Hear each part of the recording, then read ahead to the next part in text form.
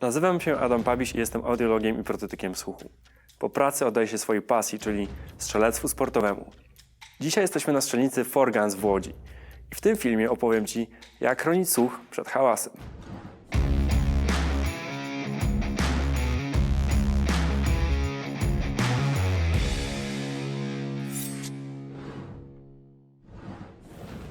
Podzielę się 3 zasadami ochrony słuchu, ale nie od zewnątrz, a od wewnątrz, czyli używając wiedzy o układzie nerwowym drogi słuchowej w praktyce. Zasada ochrony słuchu numer 1. Staraj się strzelać w ciągu dnia w godzinie 8-18, kiedy Twój organizm ma największą naturalną odporność na uszkodzenie słuchu. Jak się okazuje, ważniejsze od samego poziomu natężenia dźwięku hałasu jest to, w jakich godzinach on występuje. Aby lepiej zrozumieć, dlaczego tak jest, przyjrzyjmy się ewolucji ludzkiego organizmu. Dlatego przenieśmy się aż do czasów prehistorii. Nasi przodkowie o godzinie 20 wieczorem chowali się już do względnie cichej i bezpiecznej jaskini. Raczej nie myśleli wtedy o strzelaniu z broni palnej, koncertach czy głośnych dyskotekach. Zatem człowiek w drodze ewolucji nie wykształcił dużej odporności na hałas w godzinach wieczornych i w nocy. U współczesnego człowieka słuch i jego bezpieczeństwo jest uzależnione od produkcji białek neurotroficznych pochodzenia mózgowego. Obecność tych białek w narządzie słuchu jest regulowana przez zegar biologiczny i metabolizm, a więc uzależnione też od pory dnia. Co ciekawe, na samą produkcję białek neurotroficznych BDNF ma wpływ dieta i aktywność fizyczna. Tak więc możemy ich mieć mniej lub więcej. O tym, jak zwiększyć ich produkcję, opowiem w następnym odcinku. Maksymalne stężenie białek BDNF i NT3 występuje od 8 rano do 18. To wtedy słuch jest najlepiej chroniony. Wszelkie zniszczenia komórek słuchowych po urazie akustycznym mającym miejsce w tym przedziale czasowym zostaną bardzo szybko naprawione. Kiedy nastaje wieczór, poziom białek neurotroficznych drastycznie spada. Pomiędzy godziną 18 a 20 jest już go o 60% mniej, a po godzinie 20 przestaje się produkować. Tak więc ryzyko uszkodzenia słuchu od wystrzału z broni palnej jest wyższe wieczorem niż od rana do późnego popołudnia. Pamiętaj, abyś zawsze starał się strzelać w ciągu dnia w godzinach od 8 do 18, kiedy ucho wewnętrzne produkuje białka neurotroficzne, które naturalnie chronią i naprawiają Twój słuch.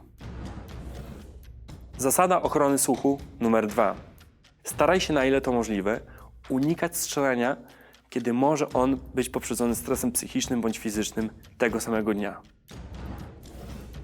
Wyobraźmy sobie, że mieliśmy bardzo ciężki dzień w pracy, który wyczerpał nas psychicznie, albo że poszliśmy na siłownię zrobić bardzo intensywny trening.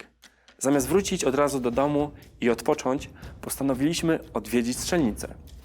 Tam oddajemy kilka strzałów, słyszymy lekki szum, wracamy do domu, a szum nadal się utrzymuje. Nigdy tak nie mieliśmy.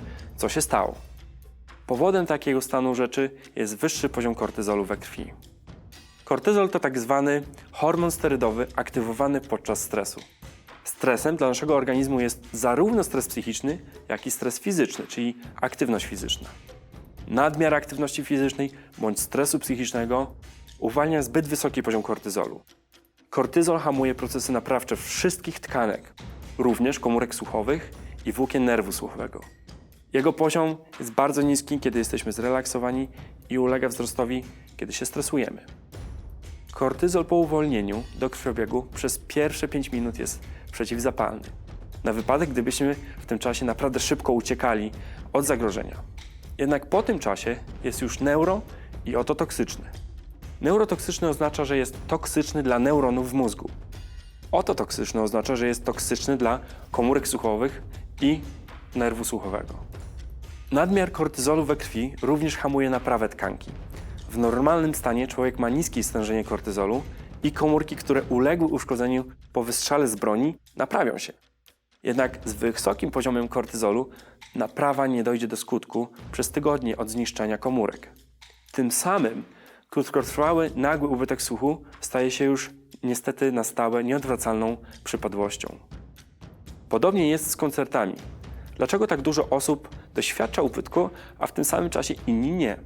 To właśnie poziom białek BDNF, pora dnia i poziom kortyzolu we krwi definiuje, czy hałas natężenia dźwięku będzie dla układu nerwowego danej osoby bezpieczny, a dla drugiej niebezpieczny.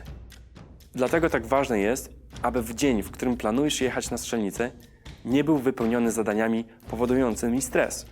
A jeśli zdarzy się, że przed zaplanowaną wizytą przydarzy Ci się nieoczekiwany stres psychiczny lub fizyczny, polecałbym przełożyć ją na inny termin. Zasada ochrony słuchu numer 3. Podczas pobytu na strzelnicy pamiętaj o strzelaniu w ruchu lub aktywności fizycznej, dzięki którym zmniejszysz negatywny wpływ hałasu na słuch. Neurony drogi słuchowej w naszym mózgu są podzielone na te, które analizują ciche dźwięki, średnie i głośne. Aktywnością tych neuronów steruje kora motoryczna, ośrodek w mózgu odpowiedzialny za napięcie mięśni i ruch. Dlaczego tak jest, że inaczej słyszymy, kiedy siedzimy albo stoimy, a inaczej, kiedy się ruszamy? Aby to wyjaśnić, znów przenieśmy się na chwilę do prehistorii. Dla ludzi pierwotnych brak ruchu oznaczał, że środowisko, w którym się znaleźli, wymaga analizy słuchowo-wzrokowej i potwierdzenia bezpieczeństwa. Musieli się po prostu upewnić, że w tym momencie żaden zwierz na nich nie poluje. Przy braku ruchu kora motoryczna aktywuje w korze słuchowej do intensywniejszej pracy neurony analizujące sygnały w ciszy, a co za tym idzie, bardzo ciche sygnały do 40 dB. Aktywność fizyczna jest informacją dla kory słuchowej, od kory motorycznej jesteśmy bezpieczni, możemy się przemieszczać, nie potrzebujemy aż tak dokładnej analizy ciszy. Możemy analizować głośniejsze dźwięki. Zrozumiałe zatem jest, że neuron, który jest aktywowany przez korę motoryczną z tytułu braku aktywności fizycznej do analizy najcichszych dźwięków do 40 dB, nie poradzi sobie z podawanym sygnałem na poziomie 90 dB.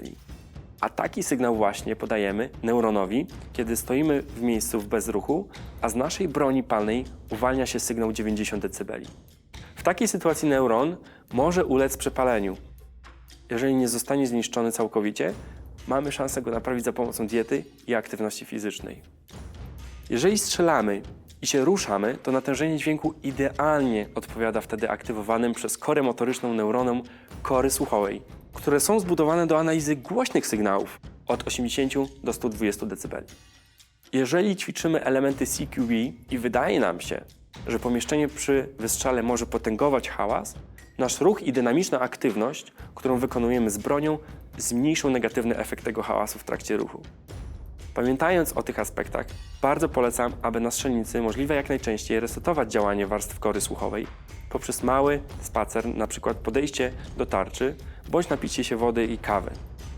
Jeżeli jest to możliwe, warto także wykonywać strzelectwo dynamiczne, czyli w ruchu. To wszystko, co przygotowałem dla Ciebie na dziś. Mam nadzieję, że zasady, o których opowiedziałem, będą dla Ciebie bezproblemowo stosowane na co dzień. W kolejnym odcinku opowiem Ci o wpływie diety na ochronę słuchu.